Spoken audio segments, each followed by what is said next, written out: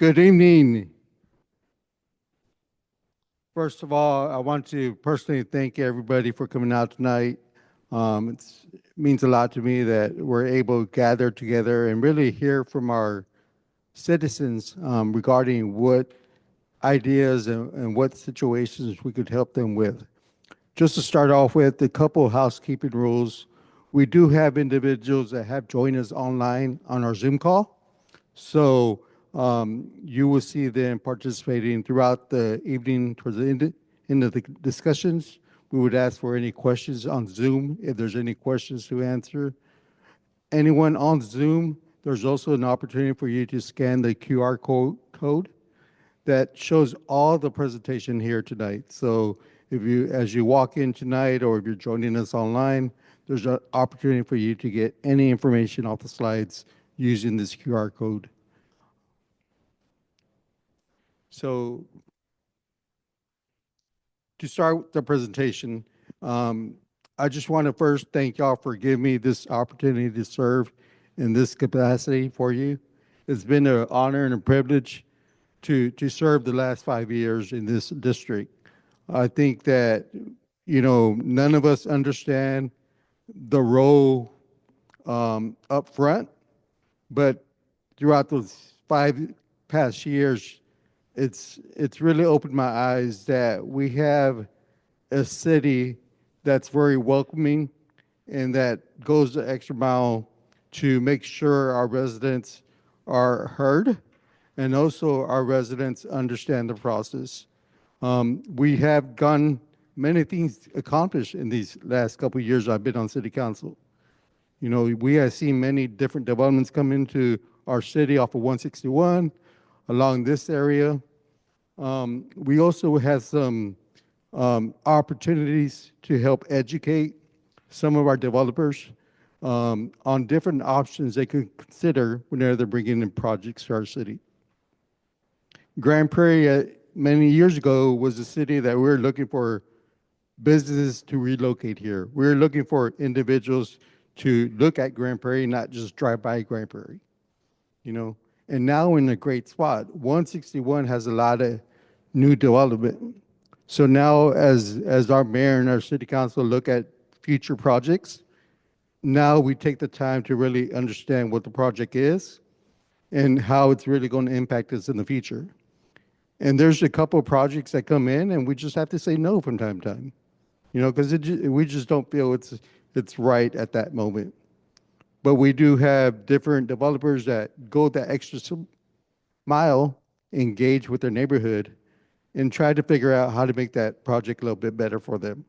And that's the great partnership that I always try to strive for as well.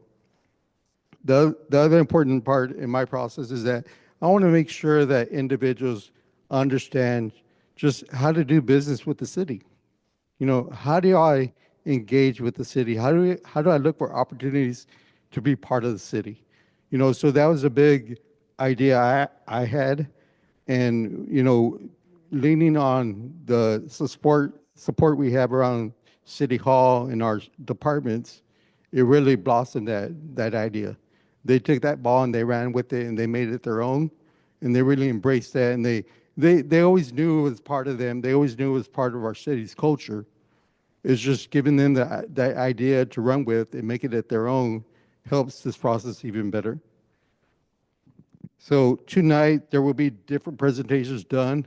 But before we start that, as more people come in, I do want to recognize some key individuals in the audience tonight. First of all, we do have our city manager, Mr. Will Hills here.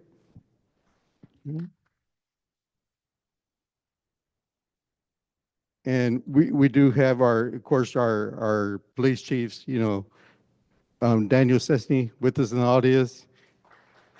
And our fire chief, Robert Fight, also. And then, without a doubt, as a mayor and city council, we understand that we can't be everywhere. We can't respond to every single call or answer every single call or email. It takes a good support system to be around us. So I do want to recognize our city secretaries group, and tonight we have Gloria in the back, and she's part of our city secretary group that helps keep all the glue together in our process. Um, so given that, I do want to go ahead and get started this conversation tonight. Talk a little bit about something close to home, taxes. How does taxes impact your home?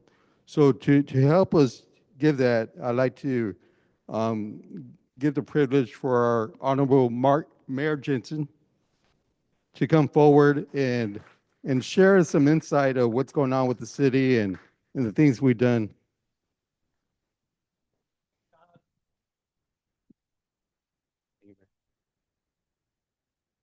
You know, there's 9 of us total, and there's a lot of things going on in this city.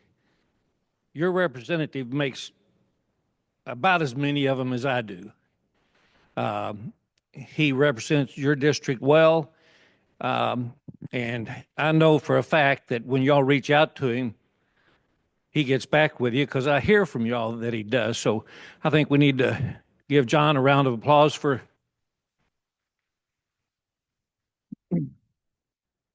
We pride ourselves on being responsive. Some of us are more responsive than others. John's one of the ones I never have to worry about. I've never received an email or a phone call from a constituent of John's saying, I can't get a hold of John. Thank you, John, for what you do. Let's talk about taxes. Where are we at? We passed another 2.5% homestead exemption this last year that affects your property tax bill you just got. A 2.5% reduction, increase in your homestead exemption. Our average, let's say if your home appraised at $248,000, the proposed tax rate is 66 cents. A homestead exemption of 17.5%, which it was 15, we went up to 17.5, lets you deduct $43,400 off of that appraised value. So it saves you money. Eric did some neat slides for me when we went over to today. Let's look at the next slide. So here's the one I like. A 2.5% increase in the homestead decreases the city budget by $1.58 million. If we were to give the whole city a tax reduction that would cut the city's income by $1.58 million, it would only save you $16. But by giving that whole $1.58 million to you through a homestead exemption, it saves you $41. See the difference? Because we're not giving that exemption to warehouses, businesses, Lockheed Martin, apartments, anything. Only, and we're not giving it to homes that aren't homesteaded. That 2.5% is only given to those of you who own your home and apply for the homestead exemption. So make sure you understand that. To give the whole city a $1.58 million tax break, it would only save you $16. But by keeping everybody else's tax rate the same and passing that 2.5% homestead exemption, it saves you $41. If your home is twice that value, it saves you $82. You get the math? That's why we have, for 3-4 years in a row, increased the homestead exemption. I think at least 3 years in a row. It's about to cap out.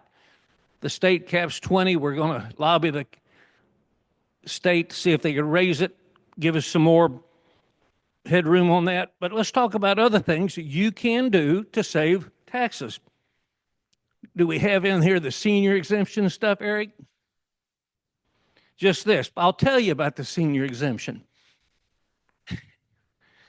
When you turn 65, or your spouse, whichever comes first, which is a big deal. See, my wife's not here, so I can tell you, she's older than me. But I had the house, I had my name as the primary because that's what we normally do. We go to the county, we fill it all out. So when she turned 65, I realized, oh my gosh, I'm not 65 yet, but we can still get the homestead exemption. I called them, changed the names, we got a rebate. The first one of you that turns 65, call them, get the senior exemption. The other thing you get when you're a senior over 65 is the freeze. What do I mean by that? As long as you do not add on to your home, if your home is appraised at $500,000, when you turn 65, it's frozen. Won't ever go up a dime. Senior freeze. When you take in the homestead exemption, the 17.5%, that's for everybody, no matter what age. Make sure you apply for your homestead exemption. When you turn 65, first one of you, turn in for the senior freeze, and it caps it. Now, when you sell it, it hops up to the new level. But as long as you're living there as and keep it as your homestead, it's capped. The other thing I like to mention, you get your tax bill. The city's portion of your tax bill is only about 24% of the total tax bill. I'll round it off and just say 25%. The county's about the same, but the school district's the biggest portion. Half of your property tax bill is school district. County, 22, 23, 24%. City, 20 in there. So when you get your whole tax bill, and the other thing that, John, you and I get, why am I paying taxes in two counties? Well, you really don't pay both counties the tax. Sometimes you get collections from a county. Depends on who we have do the collections, right, Bill? Sometimes we have Dallas County, but you will only pay one county, the county you live in. And if you live in Tarrant County, you'll pay their county taxes. You'll pay Arlington Independent School District, our Mansfield School District taxes, and Grand Prairie City taxes. I wish, see, school districts are not set up by city limits. A third of our city does not, the kids do not go to GPISD, a third of our city. Everybody in Tarrant County, they go to other school districts, and we roughly say it's a third of our city. So, John, thank you for what you do for our city and your representation. And thank you all for participating. And that's all I've got on the taxes and exemptions. Mayor. You bet. Thank you, Mayor. I appreciate it. So definitely that's something we try each year as we go through the budget process. We try to figure out what's the best value, what's the best options available for our residents. So each year around August, we do our budget process. If there's any ideas, anything that we could consider, please contact us before August so we can start looking at that. So coming up next to the mic, we will have our police chief come forward and really talk about what's happening within our district and how we're doing as a city regarding our crime rates. Please hold your applause, please. I'm going to shoot for a hoot like the mayor got in the back row here when I get done. All right, let's hear from, okay, so my goal here today is give you brass tacks, where we stand, not just in the city, but specifically in your particular district. So let's start with your district. Right now, you're overall down 2%. However, I do have some concerns. Let's talk about them. First is the auto theft. So the entire state is having a challenge with auto theft. We are not immune to that. We are seeing there's a transnational gang called Tren de Aragua that is coming up from Venezuela, and they're kicking our tails in auto thefts. So in your particular district, you have a 15% increase. That equates to 9 more auto thefts than you had last year. We have a lot of bait out there. We've got a lot of proactive police work being done. We located one location, not in your district, of a home where they were gang members staying. We gave them a new place to stay. So my goal is that our auto thefts will go down, but we'll see. We'll keep giving them a place to stay so long as you keep paying for the honey buns in our jail. So everything else looks really good in your district. Down 45% in violent crime. We saw a 2% increase. Oop, this should be red. Here are two more family violence offenses. It's very difficult to police family violence, but other than that, the stats in your district look very, very good and are very, very safe. Citywide, we are the 4th safest major city in the state of Texas. Very proud of that. Thank you. You are among the group of people that drink their cocktails with their pinky sticking out, so congratulations. That is because we have a very different strategy in the way in which we police in Grand Prairie. We are evidence-based, we study crime, and we try to prevent it before it occurs instead of trying to solve it after it occurs. And so our strategy, I don't want to bore everybody, but there's some science out there by a guy named Christopher Coper that says if you get into an area for 10 to 16 minutes, it deters crime for a period of 2 hours. So we push cops into every one of those sites every 2 hours, 24/7, 365, as long as we can do that. And as a consequence, it has really driven down crime dramatically across the city, and none of our neighbors are even in the top 20. So I'm very, very proud of that. And speaking of bragging, I want to touch on something that I'm very proud of.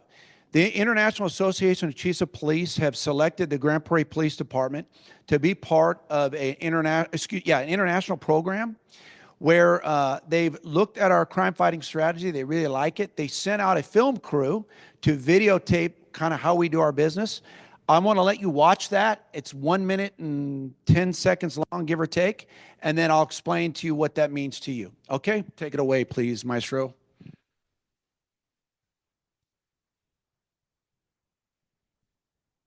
The Grand Prairie Police Department is dedicated to service and partnering with our community to maintain a safe environment with a high quality of life. We have a number of community-centric programs. Top of that list is our Clergy Coalition. The Grand Prairie Police and Clergy Coalition creates an opportunity and a forum for exchange of communication. Those relationships build a foundation of trust so that when an issue does arise in our community, there's more willingness on both sides to sit down and listen to each other's perspectives.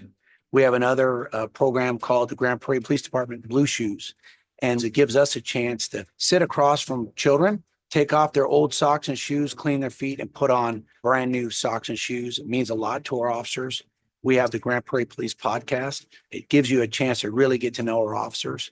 I think in a lot of ways, the podcast can really kind of put you in the car with an officer to see the nature of the profession, but it's also to get an idea of the types of personalities it takes to do this job. We are trying our very best to be a model agency that anyone can follow. And I would encourage my peers to do the same because we're really all in this together. So that video was created by the IACP, and they're just blown away by how effective we've been here.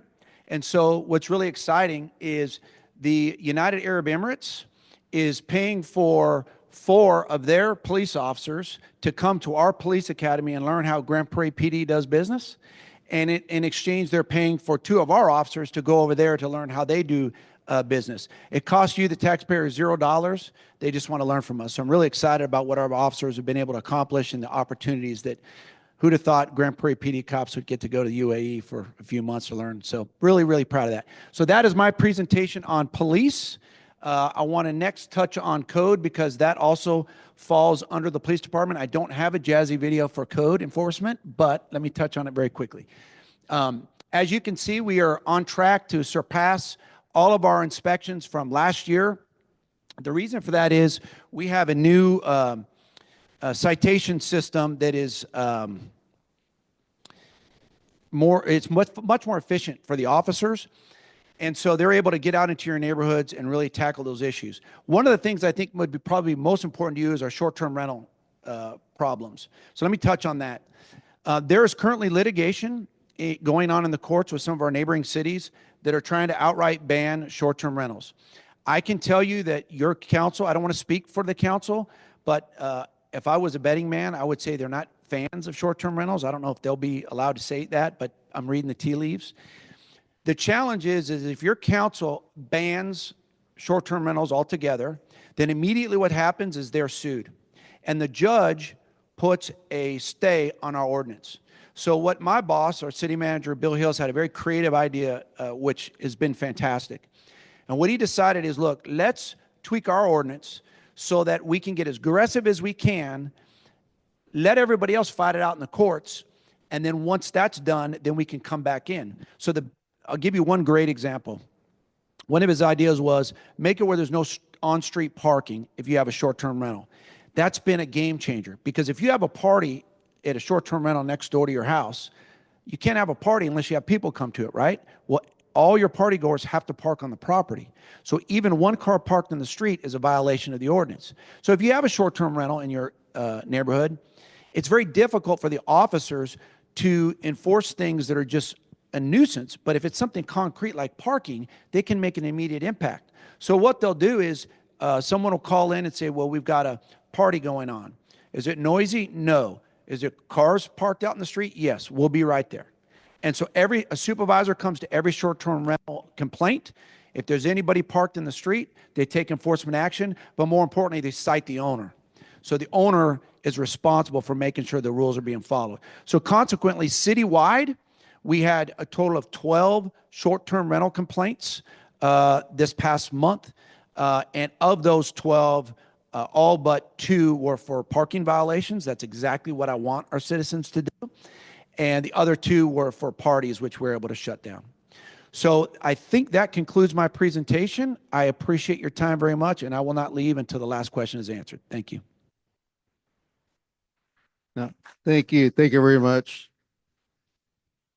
Part of the police department they do is, there's many different programs. I know that there's a lot of y'all here that do our Crime Watch program here in this community. So I do want to thank y'all for doing that. I know it's volunteer based, but thank y'all for doing that, because we know our police department, they do a great effort of trying to figure out how do we engage better with our neighbors.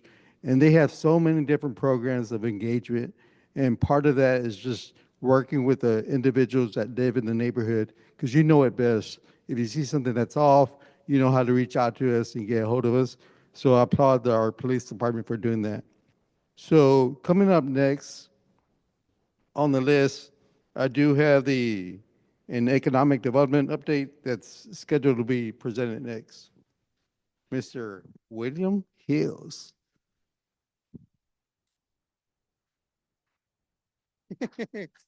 That's your chief. That's your chief. Thank you, Chief. I appreciate that one. Other Chief too. Oh, good evening. It's a pleasure to be here. As we go through this, I just want to let you know that Grand Prairie is on the move, y'all. It truly is. There's a lot of things that are going on in Grand Prairie. We have a lot of new development. But first is cricket.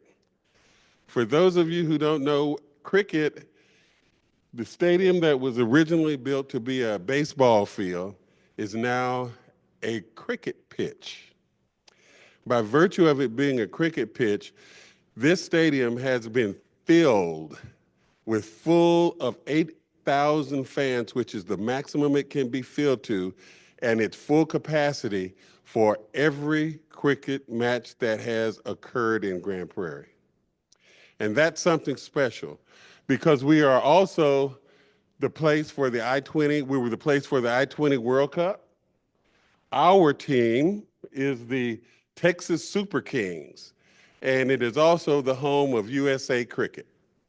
And it is a place where Lots of different folks are coming, and looks as if it's going to be a boom for Prairie.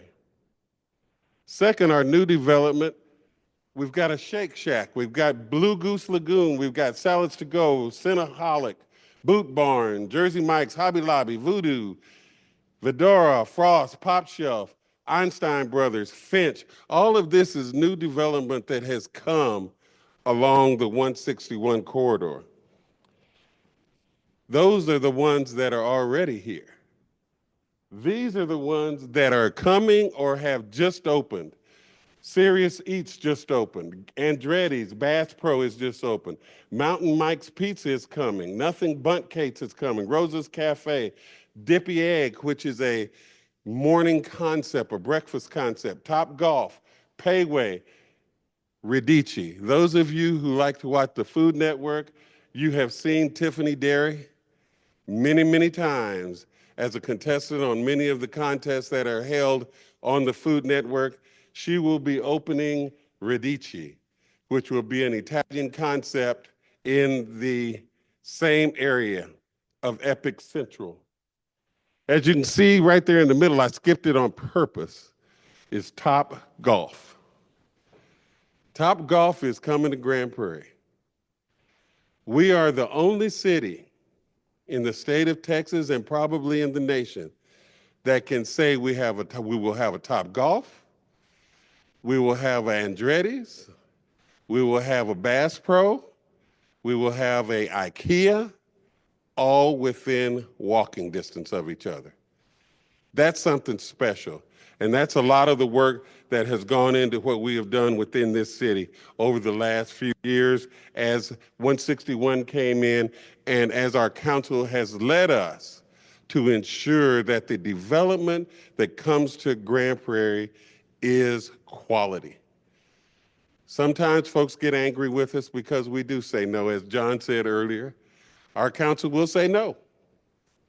But you know, by saying no, if we hadn't said no to some things a few years ago, we wouldn't be able to tell you that all of these good things have come to Epic Central. Next, in Epic Central, we have finally opened our Grand Prairie Events and Convention Center. And just to brag a little bit, it's already making money. It isn't just open, but it's making a profit, and that is very important. We have the Hilton Garden Inn, the Homewood Suites. If you haven't been to the Finch, you need to try the Finch. It's a wonderful restaurant. The food is fantastic. Dippy Egg is coming soon in Radici. We have Loop 9 Barbecue Serious Eats and Vidora, but the highlight of Epic Central is the Alluvia Water Show. How many of you have been to the water show? Isn't it something special? It is truly something special, and it has attracted so many people to our wonderful city, and people are truly amazed in their conversations with me and with others and with our staff, with our council, at the work that our council has done to not only make Grand Prairie a special place, but we're going to make Grand Prairie one of the top 5 destinations for fun. And they are working diligently. Our council pushes us, and pushes us to make sure that we make their vision a reality.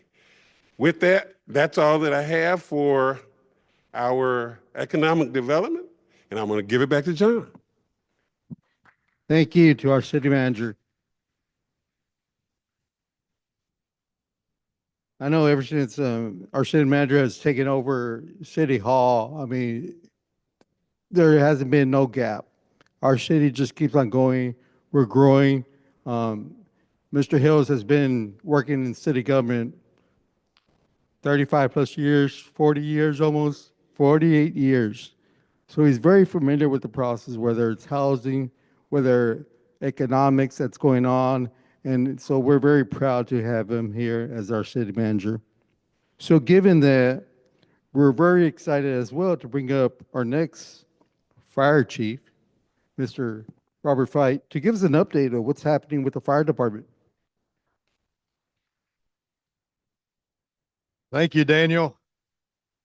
So I did not put a slide together. I just really want to talk about how the fire department impacts your quality of life, because that's really what the biggest thing we can do is make sure your quality of life, both medically and under fire, is very safe.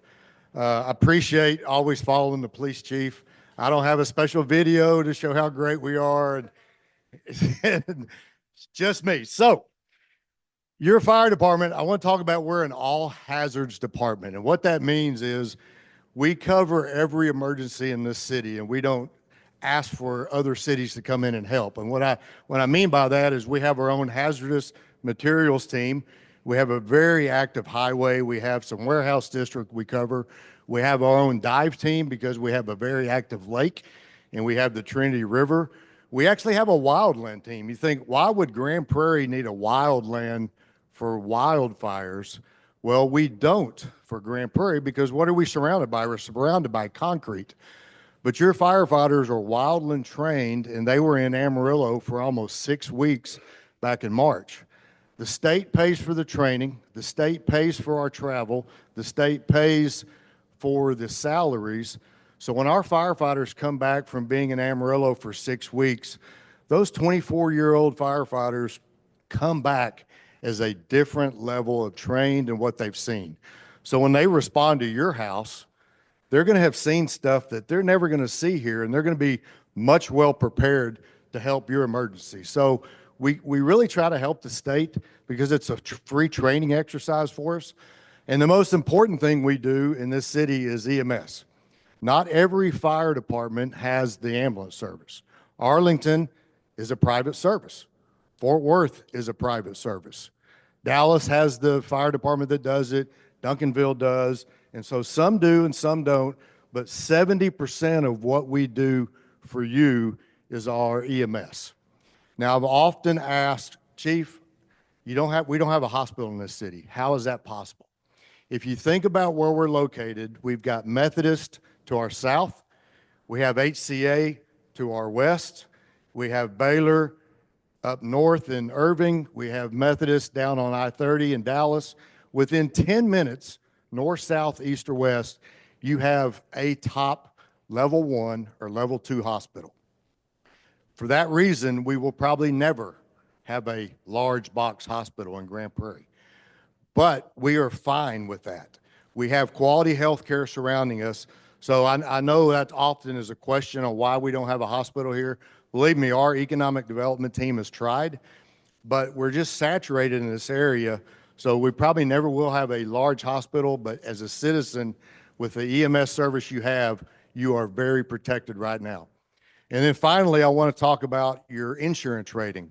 So we were just evaluated in March of 2024 for our insurance. There's a company out in New Jersey that every insurance company uses that's called ISO. They come in and grade your fire department and give us a rating. That rating directly impacts your homeowner's insurance and your commercial insurance if you're a homeowner. So we were, in 2016, we were an ISO 1, which is the very best rating you can get. We were evaluated in March of 2024. We again will get you an ISO 1. So we can't control flooding. We can't control the natural disasters that really impact your rates. But as a city, your city council has funded this fire department as adequately as it can be done, which is why we have the best insurance rate we can give you. So that's great news. That is another 8 years of the most competitive insurance rates we can possibly provide to you as a fire department. I'll be here the rest of the night. If you have questions, I appreciate it. Thank you for your time. Thank you for coming.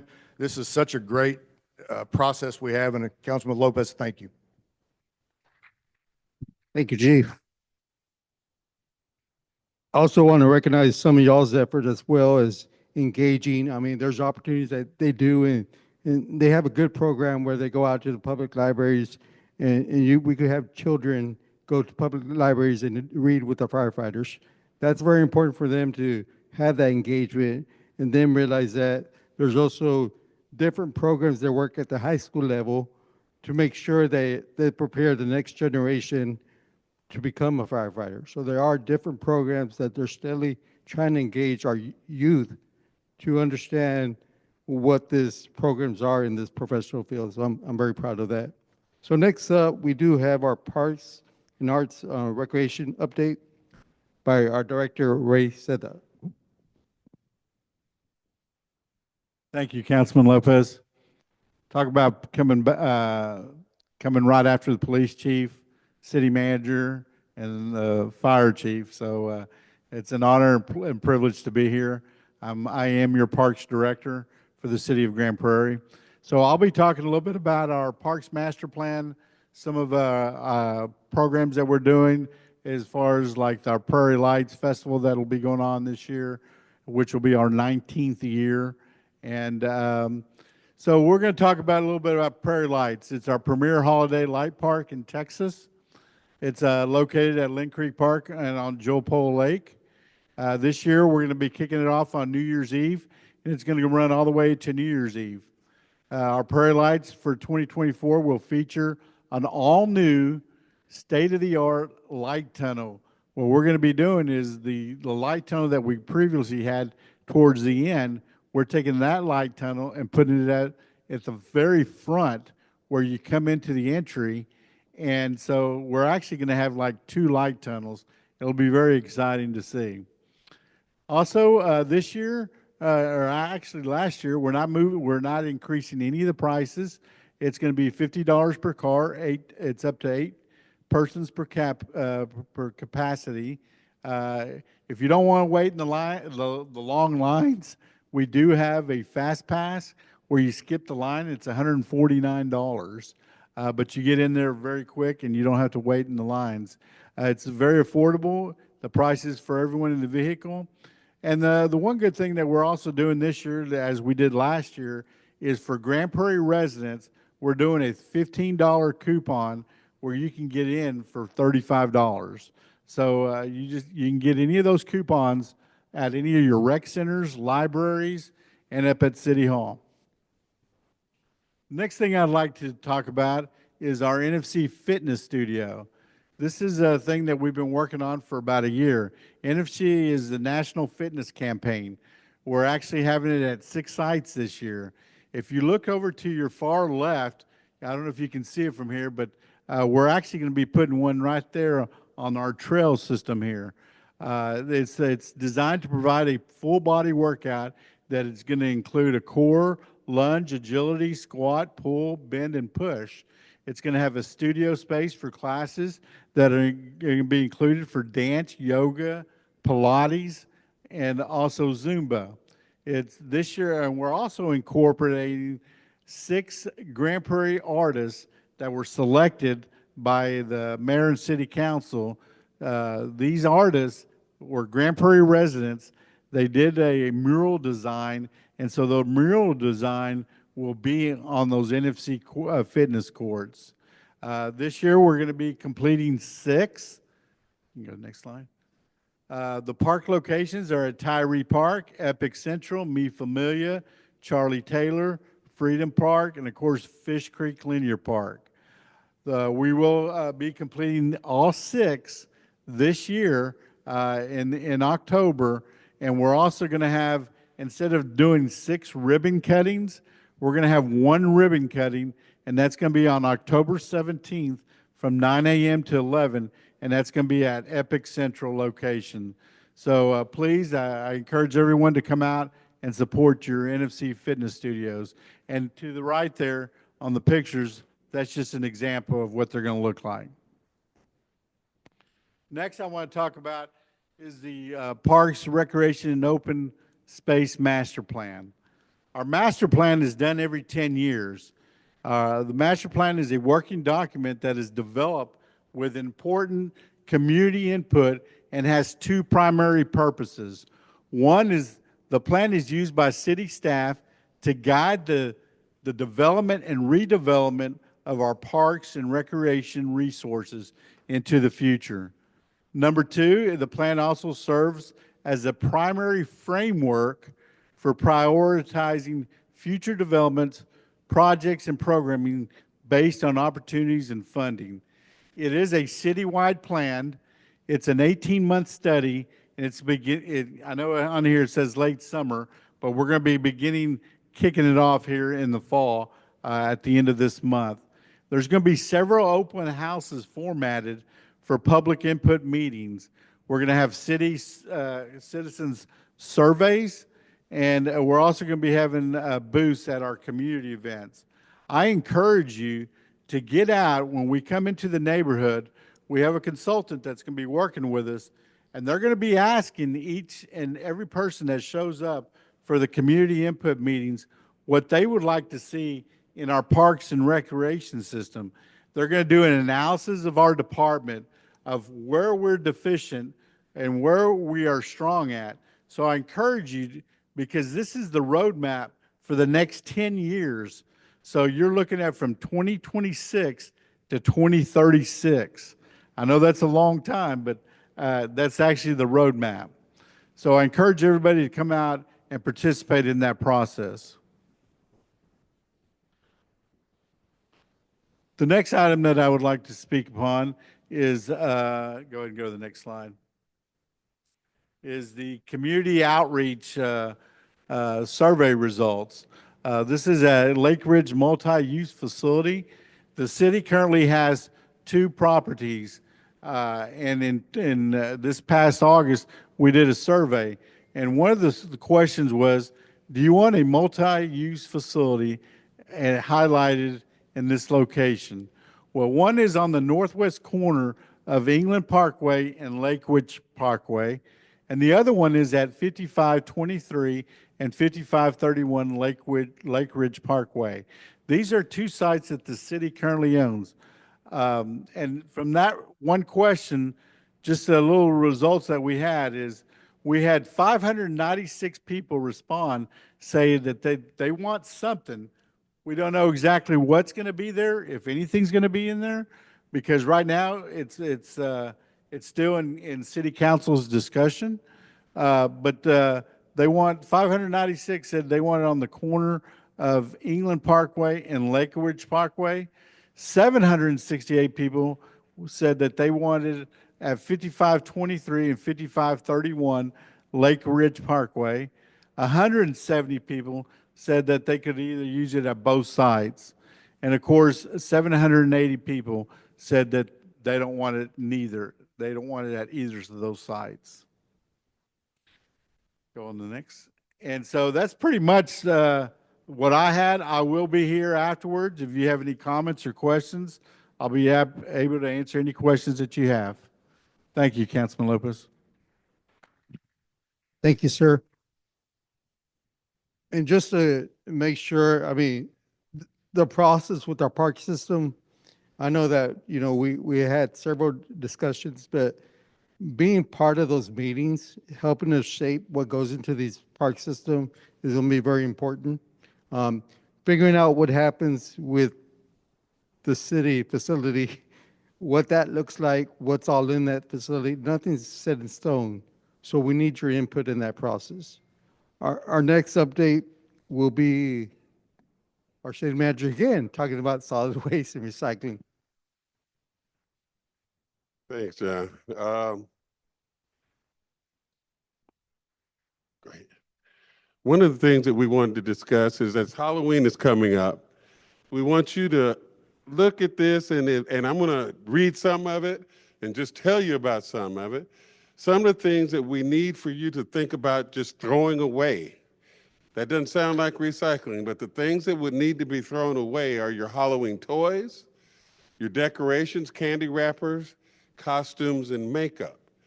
Part of that is because part of it is made of a plastic material which is not going to degrade in the landfill, and it's going to stay there. What we would like to see you recycling is your plastic bottles, your soda cans, your plastic cups, paper plates, and cardboard. Those are things that you would are standard in what we would like to see you recycle. And what we would like you see you recompost if you're a composter is your party food, your unwrapped candy. If you haven't eaten it all, I'm going to eat a bunch of it. But anyway, then, and your pumpkins. Those are the things that we would think we would like to see you to compost. Next, I would like to just explain to you, I know this is going to look like mumbo jumbo to you, because it looked like mumbo jumbo to me till they explained it. Now, what we're saying here is during the month of October, as you can see, our recycling pickup days all fall on the proper Wednesday, and our schedule remains the same through October. Our schedule will be fine in October. During November, you'll notice again, all of our days will remain the same until Thanksgiving. Thanksgiving, if you are scheduled to be picked up on a Thursday, your garbage will be picked up on the Friday after Thanksgiving. Okay, everybody with me? The Friday after Thanksgiving is when your trash will be picked up. And then in December, Christmas falls on a Wednesday this year. So it's falling on our recycling day. So by virtue of that, your recycling day will move to Thursday, the 26th, and your trash day will move to Friday, the 27th. Everybody with me? If everybody's with me, I'm done. Thank you so much. Thank you. I appreciate that. So we're about almost done here, but just want to remind everybody watching online on Zoom, if there's any particular questions you might have, please start typing those questions on Zoom so we can answer that appropriately. Also, if you're in the audience here today, if you have a question, we're going to use the center mic right here to make sure we could hear the question. That way, the individuals online could actually hear what the question is and what the response is as well. Okay? So giving up our last update coming up before us tonight, we're going to talk a little about transportation, sidewalks, and streets. We do have our director coming forward, Mr. Walter Schumann. Thank you, Councilmember. Obviously, transportation is all encompassing a lot of things, from walking to being in your car. So I'm just going to cover very quickly just a couple of quick items to talk about. First off is sidewalks. We get a lot of calls on sidewalks, especially when they're in need of repairs.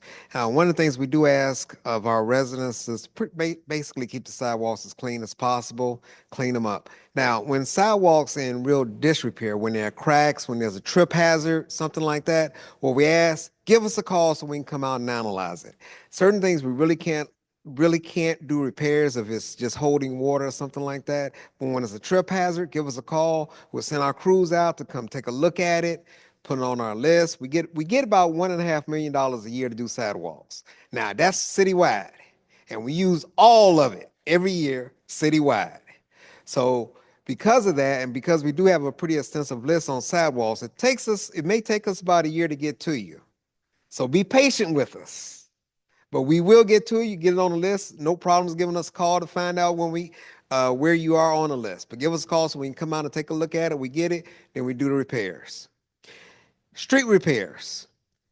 For District 4, we kind of split among all the districts. We got about $1.5 million coming up for the next budget cycle to do repairs in this district. We're going to be looking at doing a lot of repairs in the Trailwood subdivision and Claremont Drive. We're also looking at doing some alley replacement behind Notches Court and Chalk Court. Now, where do we come up with our list? Same thing. We depend on you all. That's why these town halls are so important. That's why it's important to let us know what's going on. You all live it, you drive it, you see the cracks. So when we get those complaints in, again, we get a list together of our worst streets, then we come on out and do the repairs. So when we come up with these repairs, it really comes from you all. Thank you all for giving us this list. So that's what I have for you all. It's very quick, but again, I'll be here for any questions after the fact. Councilmember? Thank you very much. And I always encourage the residents, if you don't have the app, there's a city app that you could log into. Take a picture of the street or the sidewalk, give us what the block it's on, what street's on. That way, it just kind of helps us indicate that. You could either email me directly or email the city hall, and we make sure we put that on the list and see when we could fix those sidewalks in the streets. So given that, I do want to take this opportunity to see if there's any questions from the audience here today before we look on Zoom. Is there anyone in the audience today that might have a particular question? Yes, sir. Please, you could use this mic right up here.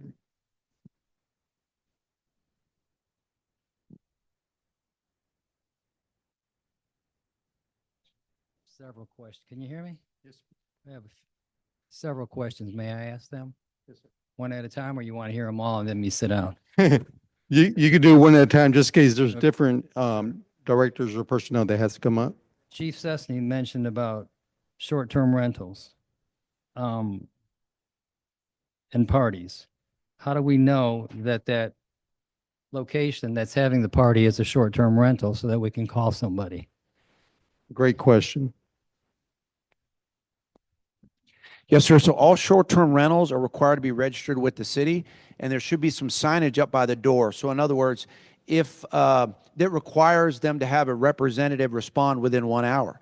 So the problem that we're running into is there'll be an out-of-state buyer that will purchase a property here in Grand Prairie, and then they go through the app, and the owner themselves, since they're in another state, in my opinion, don't have a high level enough of concern about disruption to the neighborhood. So the ordinance requires there to be a signage so that if there's an issue, not only will we respond, but we'll have a rep come out there within 1 hour.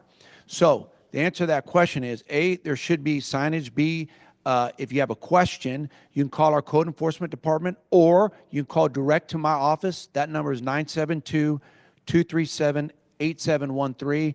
I know she didn't write it down. It's okay. It's on the web. And we can answer that question for you if you have one in mind. So parties are at night, so we can't reach code at night. 911. Okay, so if we don't see a sign and we see a party, and they took the sign down because it's just recommended that they have one up, and so. Well, to answer your question, sir, first of all, the number you call 24/7 is 911. Whether you suspect, let's say it's a noisy party and you don't know if it's a short-term rental. That's okay. We will. Call 911. We'll take care of it. Just hate to bother them for something that. No, sir. I thank you for that question. So if I may, a lot of times our residents are concerned that they're going to be putting us out by dialing 911. We work for you. Okay, we've got a robust call center.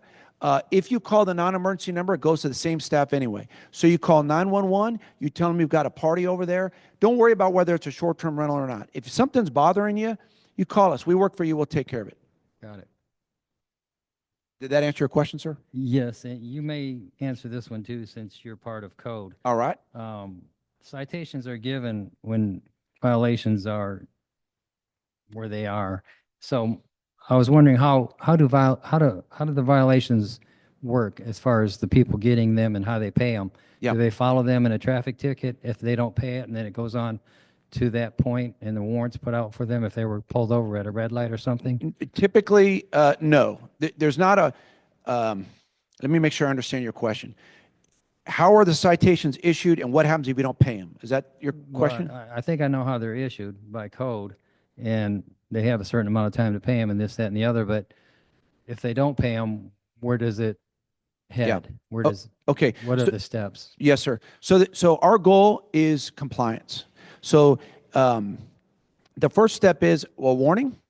If you don't comply, then you get a civil citation. That has a dollar punitive amount. Usually it's 30, 40 bucks. Please don't hold me to that number.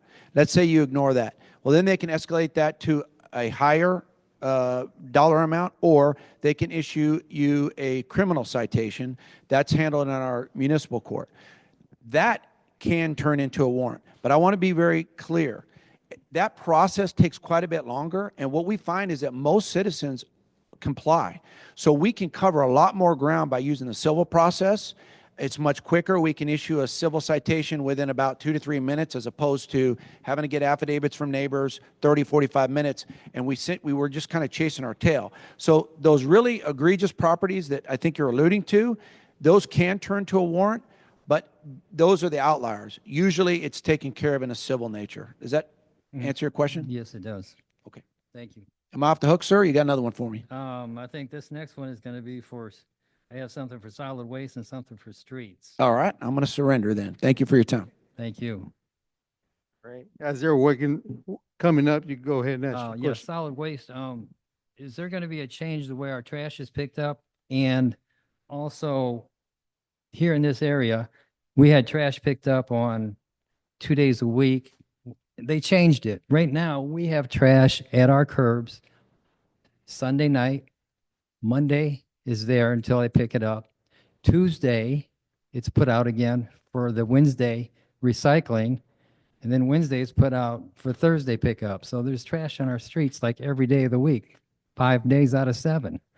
Can that be changed back to the way it was, or have something break up the trash pickup on Monday, recycling on, I think it's Wednesday, and then trash again Thursday? So everybody's putting their trash out daily from Sunday night to Thursday morning. And then is there going to be another way to pick trash up? Are we going to get bins, and are the taxpayers paying for these bins that might come out where one guy comes by and just picks it up with an arm? Is that happening here in this city? That isn't happening in this city right now. That is something that we are looking at for the future. The reason for that is Republic is not going to do the bag trash pickup, but they have another 8 years on their contract where they're supposed to do bag pickup, but we're in the process of negotiating some things with them about that now. Insofar as when folks put their trash out, being honest with you, their trash should be out at 7 a.m. the day that it's supposed to be picked up, and no sooner. So you shouldn't have trash out every day of the week. I believe code has it written down on the site that you can put your trash out Sunday night at 8 o'clock for the Monday morning pickup. And then same thing for Thursday. You can put it out by 8 p.m. It's either 7 or 8 on the code website. And so it can be picked up Thursday. As far as the recycling goes, it's picked up on Wednesday, where people are putting Right. it out on Tuesday night. Well, let me do this. And I I will can't go call back. code every day. Yeah, And I'll go back and code check on it. Code has 3 days to get to somebody. So when I do call, or if I called about somebody with their trash out too early, code has, I think, 72 hours. So by the time they get to it, the trash is picked up and gone. And if they don't see it out, they can't issue a violation. Let me go back and look at what is on the website versus what is in the ordinance itself. Because I think it's contradictory, if I'm being perfectly frank with you. It's contradictory with each other. So I need to go back and look and see what's being advertised and go from there. Yeah. Because that allows, with what you're explaining to me, that's allowing anywhere from 10 to 12, 14 hours for animals to get into your trash and spread it all over everywhere, all of that. And that isn't necessary. I don't believe what is on the website is necessarily accurate at this maybe point in time. even So if I it's- need to go back and find out, and I can't, other than that, I really can't answer why it would Yeah. be that way now. Well, even if it's not accurate, people are going to put it out. I see it. I live here. I see it happening every week, and the dogs and the cats are getting in it, and it's blowing around. And guess what? Nobody wants to pick anything up, I agree with you. I really do. especially the ones who put it out early. Yeah, I agree with you, and that's something that we probably need to take a look at and see what we can do. Yeah, and I think if we had something, a big bin instead of plastic bags, that would help the animals from at least getting in it when they put it out early, because it would be confined. We're trying to get there, believe me. We're Yeah. trying to get there. And then is that going to be a taxpayer thing that we have to pay for when we get to that point? Well, being honest with you, from what we understand from Republic, it is going to be an increase in the cost in order for trash pickup. But you will have, the bins would not be something that you would have to pay for. You would get that with your water. Okay. You had Oh, one something other with thing. Who streets? do I talk to about streets? There was something about streets, and Pardon? this may not be pertain to you exactly, or whomever, but I know you say call you about streets and if there's problems to fix them and things like that. But I don't know if this is more for Chief Cessny. But I've talked about to council or people at the city about speed bumps. And there are a few around town. However, when I call to say we have a big issue with some speeding and we need some speed bumps, they basically tell me they can't do it. It's a closed issue. But if we'll have someone sit on Claremont, some police, and watch it on a daily basis, people are running from one stop sign to the next as fast as they can. One lady a month ago was drunk and ran up into the somebody's car and up into the mailbox right on Claremont there because she was drunk and she was speeding. But she's not the only one. People are not drunk and they're speeding up and down Claremont. There's no way to stop them. And it's a big mess. It's scary. So I'll talk about the speed bumps and then I'll tag team with Chief to talk about enforcements. Speed bumps are undermined. The policy for speed bumps is on the website. There's a process for speed bumps. We've had to go through this because speed bumps is one of those things that's very controversial. It's almost split whether people like them or not. right. But the process is basically something like this. The first thing we do is come out. Let's say the reason that someone's asking for speed bumps is speeding. First thing we do is we do a speed analysis. We actually go out there and find out what the actual speeds are and what the percentiles are. Because a lot of times what people look at as speeding may or may not be.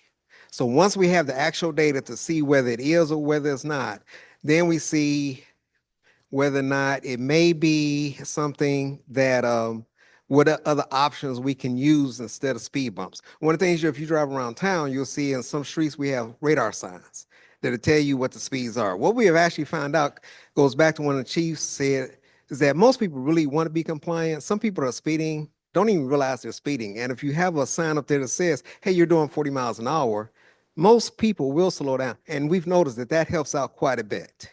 However, if it comes out that most residential streets, the speed limit is 30 miles an hour, and let's say we come out and we really find out that the normal 85th percentile, that's what we go by, is the 85th percentile of cars. If the speeds are actually lower than 30, you don't qualify. If it goes above that, then there's a process because there's a cost participation depending on how much the speeding is. What I invite you to do is actually go onto the website. It's actually very intensive what it goes into, because what also has to happen, because we have seen how controversial speed bumps are, even if it does qualify, a petition has to go through the neighborhood because the neighbors have to agree that they really want speed bumps. And if there's a majority of the ones that really, if they're speeding and the majority of the people do want it, then speed bumps come into place. Traditionally, what we'll find out is the process, sometimes it goes either way, because again, repeating on purpose, 50% of people say yes, 50% of people say no. We have actually had situations where we put speed bumps in and then had to take them out. Let me give it to the chief so he can talk about enforcement. And real quick, they did do a study. I think they put the rubber hoses down, and of course that made people slow down because they knew what they were probably about. But the speeding that's going on, it's not by mistake. It's being done on purpose right now and has been. Sir, is your first name Patrick by chance? Or No, it's not. Okay, I beg your pardon. So one of your neighbors has brought this concern to us. We've actually been out there, written 18 citations in the last month. On Claremont? Yes, sir. So we're very familiar with the issue. You would be surprised or maybe not surprised to know that very often when we get these type of complaints, almost all of the violators are your neighbors, but they get the tickets. Well, yeah, I'm not saying they're not our neighbors, but Yeah. I think it's the younger crowd. I don't know, but I don't disagree with you. But I can tell you is absolutely on a radar screen. In fact, while you were talking, I looked up our stats to see if we were on top of that, and 18 citations have been written on that street since August the 23rd. So we are very well aware of it. Well, I appreciate that. Yes, sir. We'll stay on it. Thank you. Thank Is you. that some, okay? Do we have a question online or none? Okay, all right, just double check. I'll be quick. I'm very short here. That gentleman, he had a lot of good questions. My first thing is there's a lot of investors coming to the communities and they're buying up houses. They're buying up houses and they're renting them out, substandard. So we get a lot of substandard things going on in the area. Is there a way the city can work with the HOAs or the communities to try to see if we can work through some kind of guidelines for these investors that are coming in? Because they're trying to take over our neighborhoods.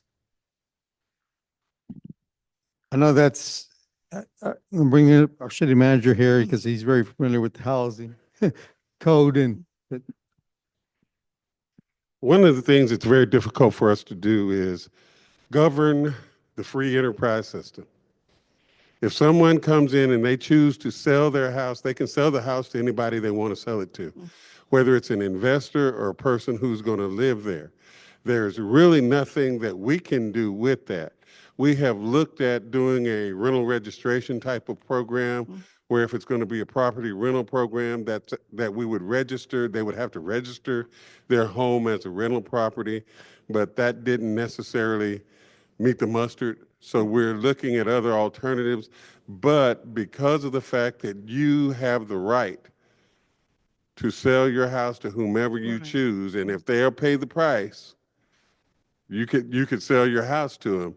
We really have no way of regulating No, but that. they're so bold now. They put signs all over the neighborhood now. Investors, call me. So that's one thing. And the rec center, I'm hoping that District 4 actually gets a rec center. And I really would like, I know that it's Lake Ridge to a point, but the inside of the density of District 4, we have been patiently waiting and we need our rec center. Yeah. So I'm hoping that when you start all over again on the surveys and the questions and whatever, we really need to be reckoned with because we're taxpayers too. Right. So I want to make sure that we are in consideration, District 4. no, definitely. And if you, Cheryl, you know that during our city council meetings, that we're advocating for something down south of 20. We know that it's going to add value to the quality of life for our residents on this side. And it's not just a rec center we're looking at. We're trying to a hybrid approach where it might be a rec center, but have a library option on there. It's going to have meeting spaces on there. And it's going to be different programming that you could do inside the city facility. So we're really trying to look at best options. And we understand that. We just want something because we have to go so far. And then we also have still with code compliance, cars on the street. I have one homeowner that calls me constantly. And she goes to the non-emergency 911 and the people across the street from her are very rude and they continue to put cars on the street. So I don't know what else she can do. I've told her everything to do. She's doing that. She's taking pictures. She's doing videos, but the people across the street are still terribly rude. And it just seems awful for people that are paying taxes like everybody else. They don't have the pleasure of coming in and out of their driveway and having to always have people across the street to reckon with. Okay, definitely. And I'm not sure if our chief heard the whole question, but it's about, Just code, just code enforcement. It's hard to enforce code. And I don't know what else to do with my people that keep calling me. They Right. keep calling me because I'm on the board, but I don't know. It's only so much I can do with that. Yeah, and it's pretty much like homeowner, they're trying to get out of their driveway and the neighbor across the street might have additional cars. And when they're trying to work with the neighbor, sometimes it doesn't work.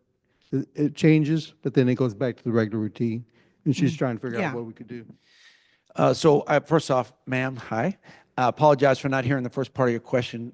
I was chatting with our associate police chaplain back there, Brother Horton. So we got yapping in class. So I beg your pardon. So there's a couple issues there. First of all, 911 is the answer. We'll take care of it. You don't need to. The challenge for us is if I understand the question correctly, sometimes there's cars that make it difficult to back out of your driveway. Exactly. So if the car is illegally parked, we got it. We'll get them moved. We'll get it towed, whatever we need to do. You don't have to be the quarterback on that. You can defer directly to us. It doesn't need to be code enforcement, although code is a good avenue during the day, but police officers will take care of that. So that's an option. The challenge that we run into, however, so sometimes your neighbors will call you because there's somebody parked in front of their house and they just don't like it. Well, if the car is legally parked, unfortunately, the state law is very clear. If it's a legally parked vehicle, and they're just because they're parked in front of your house on a public roadway, we can't make them move. So that gets a little bit trickier, but a lot of times what we can do on those situations is just go knock on the door and say, listen, would you mind moving your car down the road? And 99% of the time they will, particularly if they know that it's a challenge for you to get in and out. Did that answer your question? She's just frustrated because the times that these things are happening is, it's in late evenings mostly, or very early mornings. And she makes the calls. By the time somebody gets there, they're gone or whatever. Sure. It's frustrating because she's taking videos, she's taking pictures, but the person has to be there on the spot for you to do something. Yes, I'll tell you what, can I get your name and phone number and have my team follow up with you so I can figure out who that person is, and I'll send out my guys to take a deep dive into that. Okay. There are some potential opportunities, just for everybody else's edification. If there's a violation of the law, it's captured on video, and the citizen is willing to sign an affidavit, there is a citation opportunity there, but the law requires an on-view offense for a police officer to do that. Okay. So you're right. There is some trick. Heck, we've had calls that'll come in where somebody be blocking a sidewalk. By the time the officer gets there, they're gone because they're a DoorDash delivery guy, right? So it makes it tricky. But I'll get your name and number. You know I'm Cheryl. I know who you are, but I'm trying to play the game here, okay? I got you. Yeah.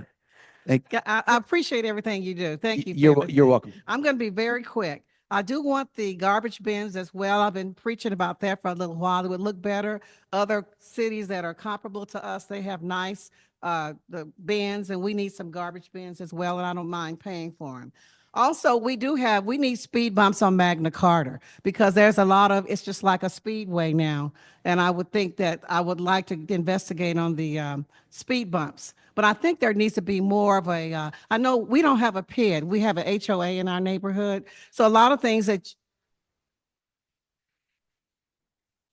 oh, you do? Okay, well, I just think that there's got to be a better collaboration between all of, whether it's a HOA, PID, or whatever, to make sure that we're all communicating and working on trying to work through issues together instead of having to wait until we come to a town hall.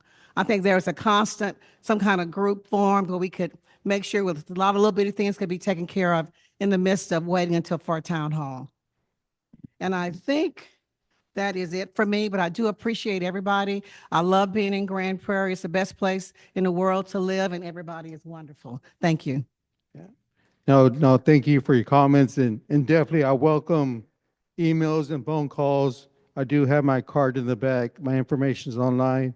I mean, the more times we could record that information, we could better collaborate among all the different neighborhoods. I think we have another question here. Okay, she mentioned HOAs. I have a concern about my particular HOA. For the last 3 or 4 years, it's been the annual membership has spiraled upward without any noticeable services or benefits. I wondered if the city has any regulatory agency that monitors HOAs to see if they're actually benefiting us.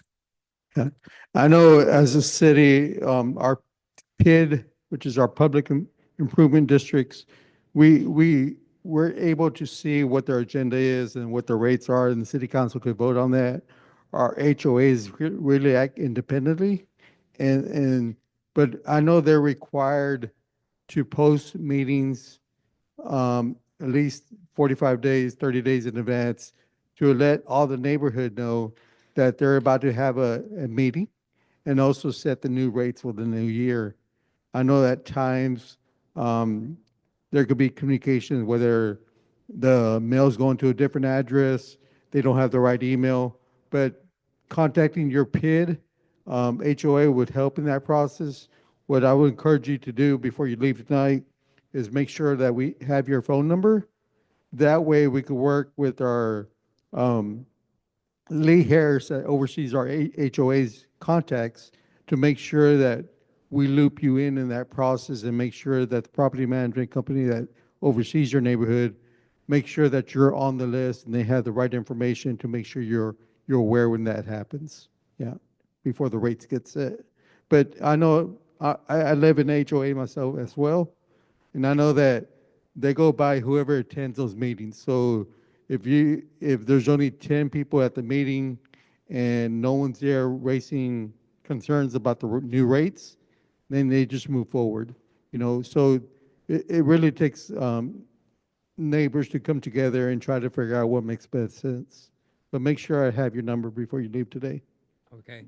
I also have another question on the economic development.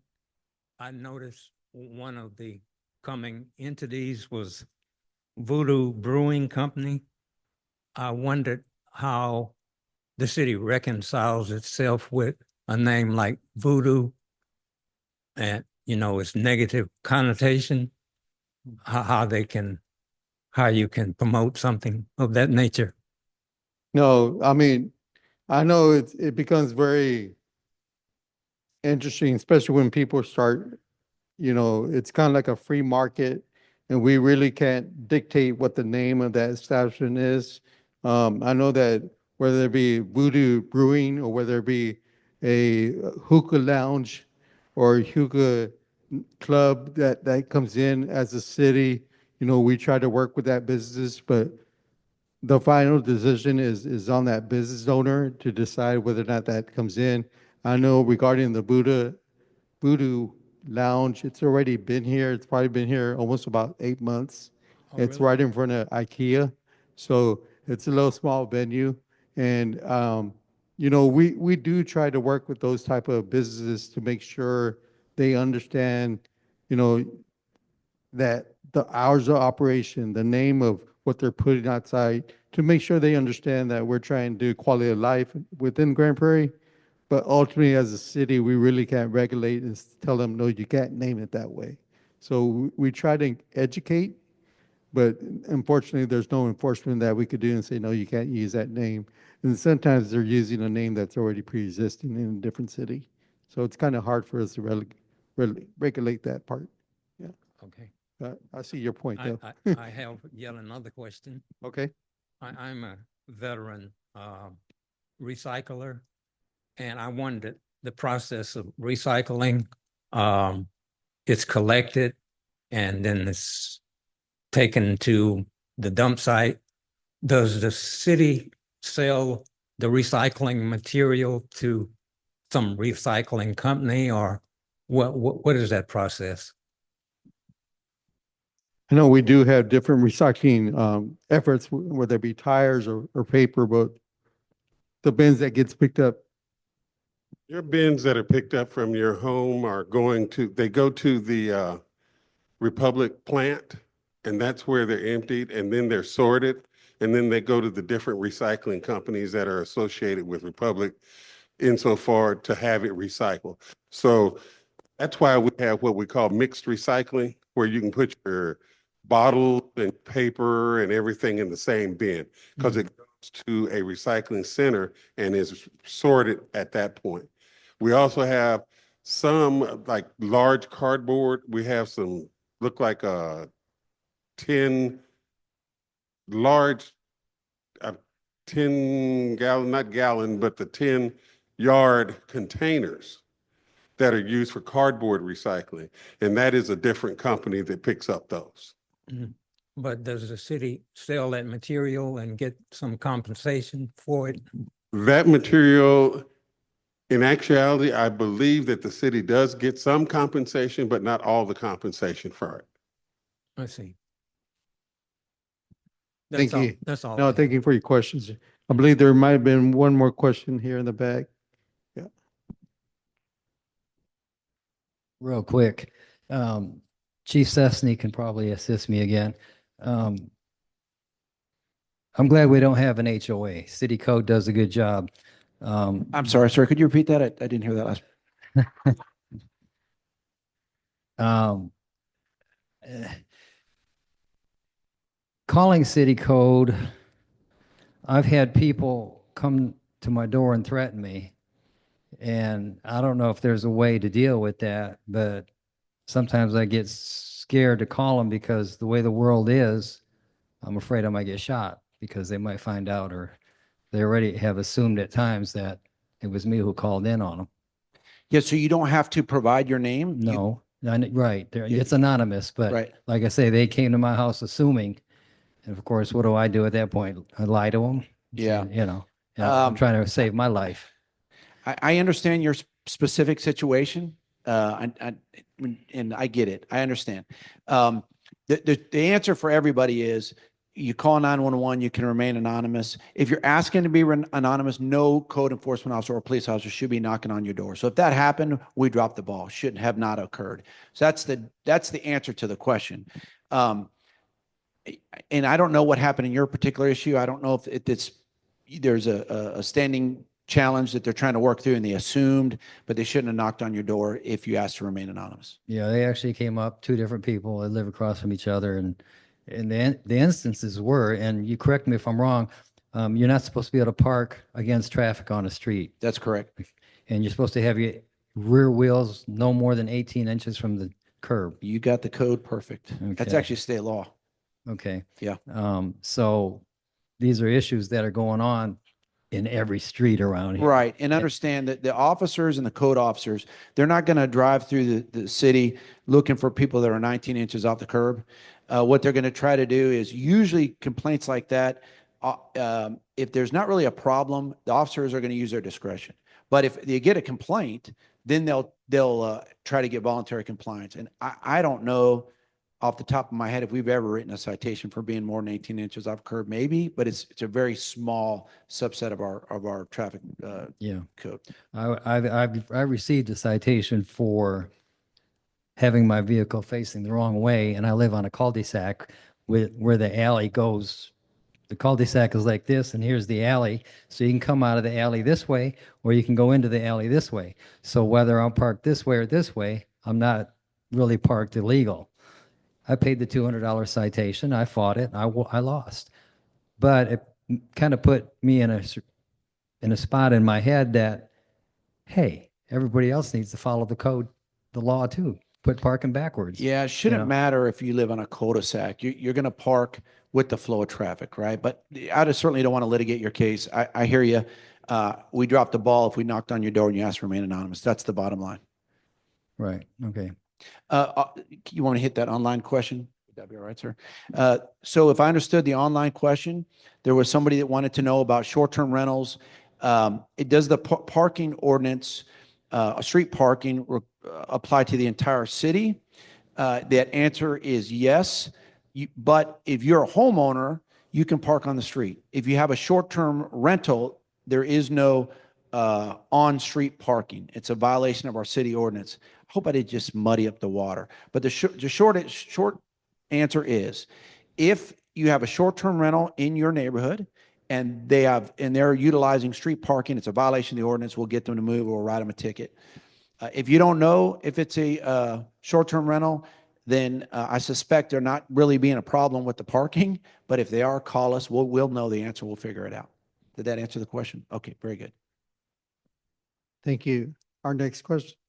So my question's about fiber internet. I see signs everywhere posted up, and it seems like some areas are getting it before others. How does the city work with AT&T to decide? We've been waiting for it for quite a while. So I don't know if there's a list. Do we petition? When I go on their website, it tells me to ask my city, that kind of thing. So I was just wondering if you guys have a schedule of some sort or what that process looks like. Yeah, so each fiber, we wish we had a schedule, but we don't. I mean, unfortunately, they will come in and let us know and issue permits and make us aware when it's coming. But there's no calendar or no notification. I know at times, sometimes you have to work with the provider itself, but to my knowledge, I don't believe there's any calendar or any update in that space. If I ask the provider, they tell me to ask y'all, and y'all tell me to ask them, and Okay. here I go. Well, definitely, I think we might know a couple reps that we could just inquire about the process and maybe we get an answer for you a little bit differently. Yeah, I mean, we have like the slowest internet with the highest bill, and everything right now is on Wi-Fi. So I would just appreciate to know like what that looks like. And if there's something I need to do, then I can, but not really sure where to go. Already asked them. Now I'm asking you guys. So yeah, I would appreciate it. We definitely follow up on. Thank you. Excuse me. I have a question regarding sidewalks on our street, and we're right here on Fairmont. There's a lot of locations where there's trip hazards, but my house doesn't have the worst of them. They're kind of down the street from me. Is that something that I can say, or is it the homeowner that has to say my sidewalk? You can go ahead and report it, but it really does need to come from the homeowner. Okay. And quite frankly, the reason why is because we have run into situations where the homeowner really doesn't want us to do anything, quite frankly. No, I understand. Yeah. I just wanted to ask the question. Thank you. If it's a homeowner, if the homeowner doesn't want it done and we're tripping, what's that mean? So who gets sued? I think with those type of scenarios, I would say definitely have the awareness. I mean, either send me an email or give me the address, and we could try to work with that homeowner to see whether or not they're willing to fix their sidewalk and see why there's a difference of opinion in that space. But I think we have to at least engage into the conversation just to make sure that, there's an option for us to fix it. Yeah. Isn't that public property though, Mr. Lopez? That's the city's property. So whoever wants to call in, him, me, or whomever in this room, we should have that right. It's city property. It's not? It's the homeowner's property? Then why isn't he fixing it?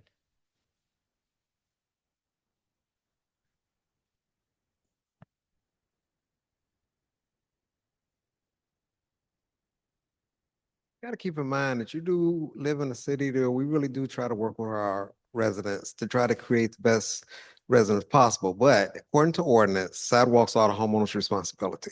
By black and white, letter of law, homeowners are responsible. Okay.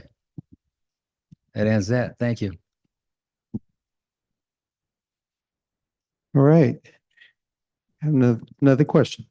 Not really a question. It's a comment. I wanted to thank the department that's responsible for code, because I go online and I can locate whatever problem I have, and I write the name of the address if a code violation is, and then I get a response online within an hour, and they tell me when they're going to go and handle that issue. Also, with the sidewalk, I just learned that my neighbor requested a sidewalk repair because of a trip hazard. Several children were falling off of their bikes, and they did that within a 3-week period of time. So it was very timely and done very well. Thank you. Some compliments. Thank you. Does that, since you were standing in that domain, does that mean if the tree branches are blocking the city light, I would assume it's the city's on the corner, so we have light on our streets? If the tree's blocking the light for our safety, can we not call somebody at the city and have those limbs trimmed? Or is it the homeowner's responsibility and you can't touch that either? Well, if there's a tree and there's a street light, it depends where the street light's at. If it's on close to the residential property, we work with that direct neighbor. But if it's sitting on a corner lot, we would have to try to figure out whether it's part of a PID, part of HOA, because it's really their responsibility to get their group out there to make sure that the trees are trimmed It's appropriately. No HOA, and it's sitting on the owner's property, but 2 feet from the curb. Okay. And last time I heard, I was always calling to get it trimmed, and it always has, but the last time they trimmed it, they told the homeowner that if he didn't want it done, that he could deny it because it was on his land. And I only bring that up now because of what was just said about. So here's the danger in answering a generic question that is rooted in a specific scenario. I would rather have our team go out and look at that specific tree and that specific light, because my concern is anything I say here may not correctly apply to that specific situation. There's so many dependent factors and variations that I just want to get you the best answer I can. I got your name and number on those other issues, so no issue. Well, there is an issue, but no problem. We'll get it figured out for you. Who do we call about that? I will call you because I have your phone number. About the light? Yep. And the other issues? Yep, I'll add it to my list. Okay, thank you. You bet.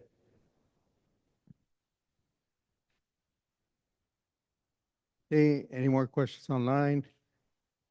Nope. Okay, so just want to thank everybody for spending a couple hours with us this evening. One thing that's very important to us, whether it be myself or our city team, the conversation doesn't end tonight. The conversation has to continue for our city to be better. We look forward to hearing from you to make sure we understand what's happening in the neighborhoods and try and figure out. I do want to recognize our communications team that's here tonight that made this possible for us to be here. So thank you very much for being here. And once again, if you miss a portion of the meeting or you're trying to figure out, you know what, I wish I would have took a shot of the screenshot, or I wish I would have had that information. All this will be online by tomorrow for y'all to access. So if y'all need more information, definitely you could reach out there. But once again, thank y'all very much for coming, and we stick around for any additional questions. Thank y'all. Have a good night.